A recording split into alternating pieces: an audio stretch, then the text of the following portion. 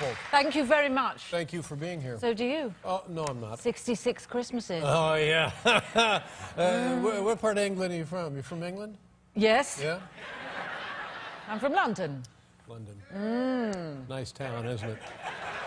Yes. Where in London, specifically, geographically? Northwest London, What where if I've it's lived. like in Northwest? Tell us about, compared to New York City, what is the Northwest of London like? We know what the Upper West Side is like here. What is Northwest London like?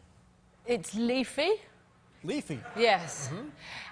Where I lived, it used to be full of villains, and taxi drivers wouldn't go there because it was too far out of centre of town. Yeah. Oh, so it doesn't seem like it was idyllic No, it's at still all. full of villains, actually. Yeah, that's it. It's suburban. It's very ordinary. I've got a little house with a red door. My mum lives opposite. Oh, so she still lives there? You still live Yeah, there? yeah, yeah. Oh, I've lived in the that's same very nice. street all my life. Now, you and your daughter, this is an enviable thing you have done. Tell me where you got the idea, and then we'll talk about what you did. It was like a 6-month, I guess, a sabbatical, a trip, a girl's journey, whatever you want to call it.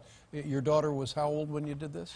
11. 11. And whose idea was it that you and your daughter were My just... husband. Yeah, we're going to go traveling. We just thought, well, let's go. Let's get out. Let's get out of this place and go yonder to see the world.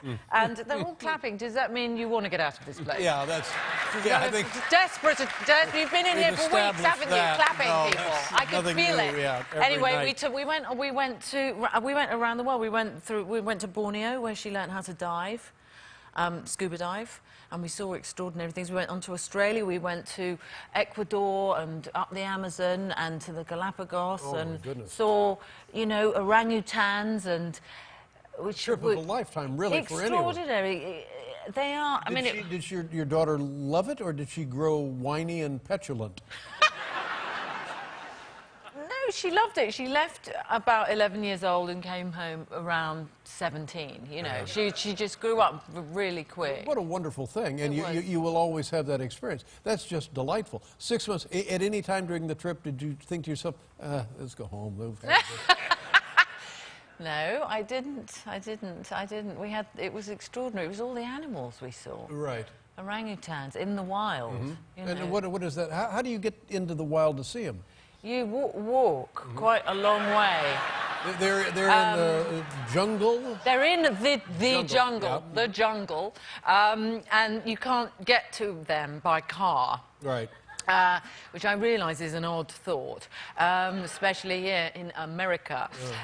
But you get into boots, and this is a very strange thing to be explaining, and you get on jungle paths and follow those paths, and then you hear something not unlike a freight train approaching, and you look up, and this massive person, really, with a dinner plate for a face, comes rushing through the trees, and it's the most extraordinary thing I've ever seen, because it was the way in which they looked at us.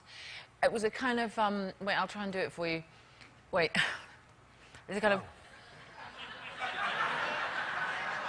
Really? It's like, you people, thanks a lot.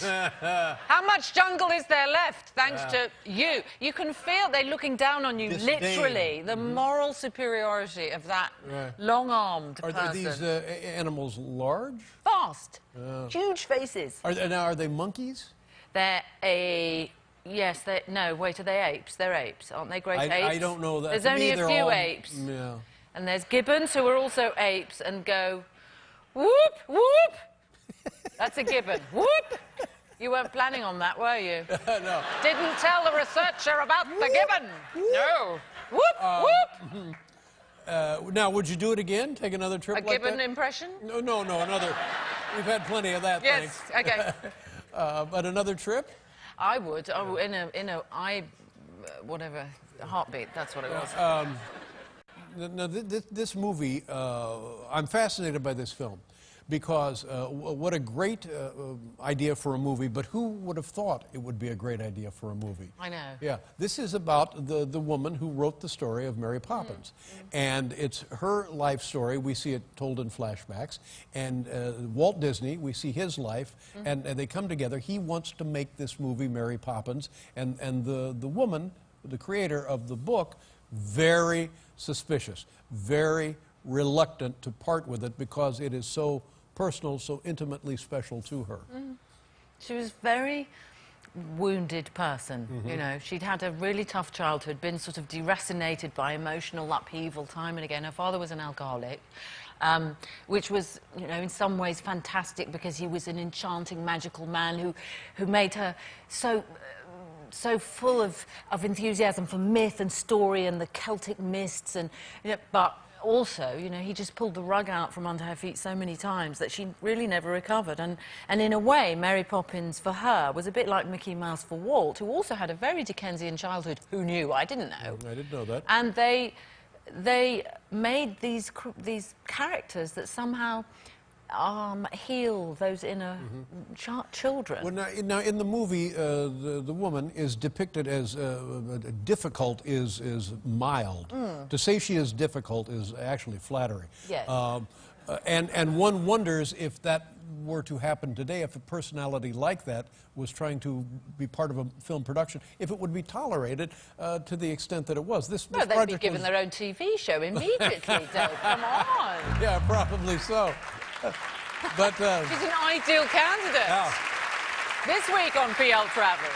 But the other thing that was nice to see is the genius of Walt Disney and how he was able to take this story against tremendous odds, mostly from the originator, and turn it into, at the time, the most money-making film of the Disney history.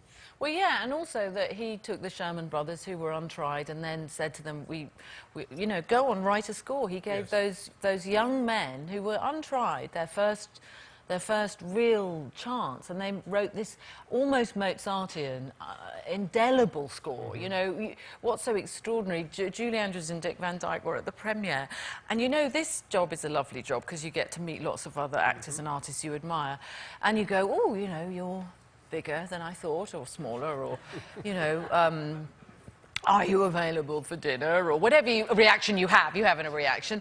But with them, it was like someone reaching in to your body and just strumming some ancient chord of hope and joy, and because their charisma, their style, it's old-fashioned, but there's something. It was you mentioned Dick Van Dyke in the film. The creator of Mary Poppins wants nothing to do with Dick Van Dyke. No, that's right. She says, yes, they say, we're hoping to get Dick Van Dyke. He says, no, that's a horrid idea.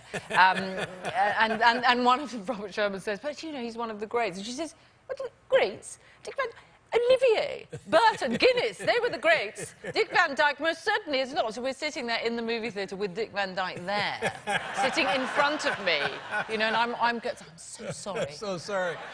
At the end of the movie, there is the sense that there has been a coming together, if not a reconciliation, but the woman was not invited to the premiere of the film. No, there wasn't a reconciliation, Not actually. a reconciliation. No. She needed the money. They made the film. She hated it. And at the end of the movie, she got herself to the premiere, and she walked over to Walt's table at the party and said, well, the cartoons will have to go. And he said, Pamela, that ship has sailed. Right. And because she didn't understand about movies, she thought wanted no cartoon characters in the film at all. She wanted no cartoons, and probably she was snobby about film. She felt film wasn't really a proper art form, I think. It's a wonderful movie, and like I say, who knew it would be a good movie? Yes, but it's a fantastic absolutely. story. Let's take a look at a bit of this. It's Saving Mr. Banks. Oh, and for heaven's sakes, it's your buddy Tom Hanks. It plays Walt Disney, for God's sakes. Yeah, and he's delightful as well. I know, and iconic in his own right, in a way. A very interesting choice. What are we going to look at here? I've no idea. Okay. Well, no, wait a minute. We're doing Responsible, aren't we? This is where the boys are trying to sing her the song in. They're trying to sing her a song, and she's not having any of it. Not having any of it, not having much of anything at all. No. Here, take a look. Make your movie. C.L. Travers, of course, is who we're talking about. And she died in the late 90s, you said, and the woman lived to be 96 years old. Yeah, like a lot of supremely selfish people. Well, she lived to a very old age, you know. It's a wonderful film and perfect. It would be perfect in the time of the year, but it's nice for the holidays and nice to see you again. And good luck. Everybody's talking about awards and congratulations on that. And we'll be thinking about you. Nice to see you. Thanks, Thank you so very much. Nice to Emma see you. Thompson, ladies and gentlemen. We'll be right back with Andy Cohen, everybody.